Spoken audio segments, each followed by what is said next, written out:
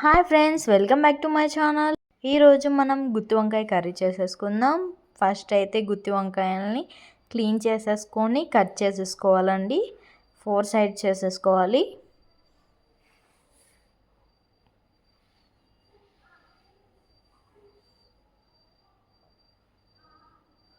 Four sides చేసేసుకొని salt వాటర్లో వేసేసుకోండి.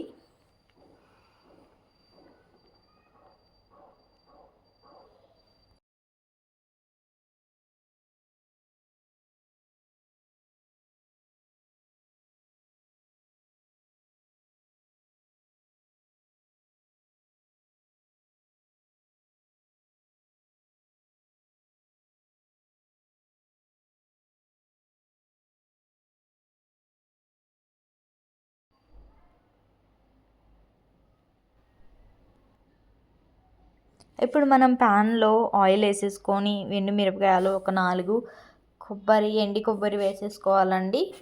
స్టఫింగ్కి ఇది జీలకర్ర,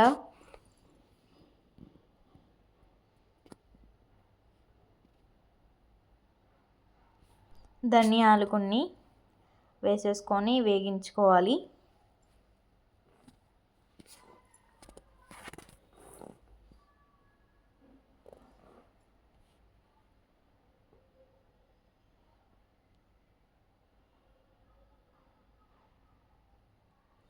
ఇలా వేగించుకొని పక్కన మిక్సీ జార్లో వేసేసుకోండి. పక్కన పెట్టేసుకోవాలి. ఇది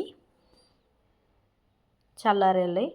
ఇప్పుడు మరి కొంచెం ప్యాన్లో ఆయిల్ వేసేసుకొని కట్ చేసుకున్న వంకాయలు ఉన్నాయి కదండి, అవి వేయించుకోవాలి.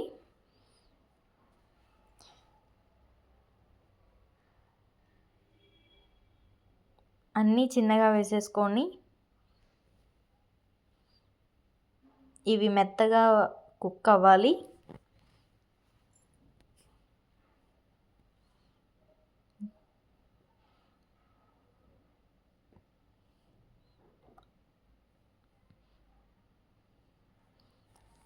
ఈ జార్లో కొంచెం పసుపు,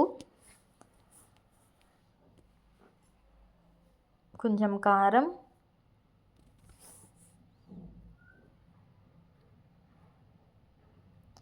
ధనియాల పౌడర్ అండి, హోల్ గరం మసాలా వేసేసుకోండి.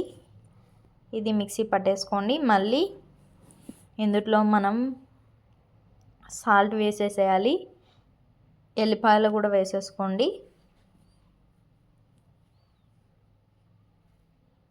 కొత్తిమీర, పుదీనా, కరివేపాకు వేసేసి పట్టుకోండి.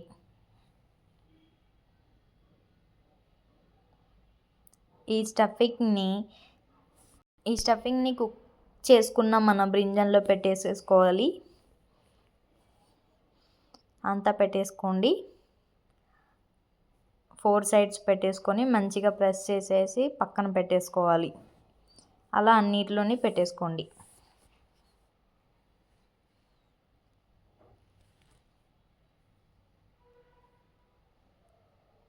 ఇప్పుడు మనం ప్యాన్ తీసుకొని ఆయిల్ వేసేసుకోవాలండి. తర్వాత తాలింపుకి పోపు వేసేసుకోండి. తాలింపు గింజలు, జీలకర్ర, పసుపు అన్నీ,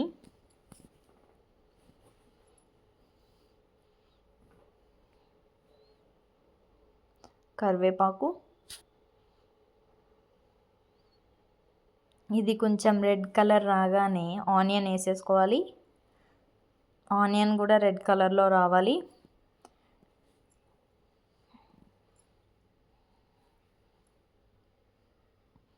ఇప్పుడు మనం స్టఫ్ చేసేసుకున్న బ్రింజల్ని ఇందులో వేసేసి ఫ్రై చేసేయాలి.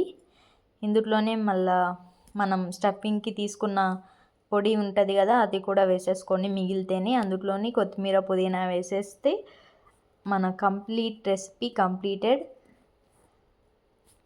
మీరు ఇలాగే చేసేసుకుంటే చాలా అంటే చాలా బాగుంటుందండి.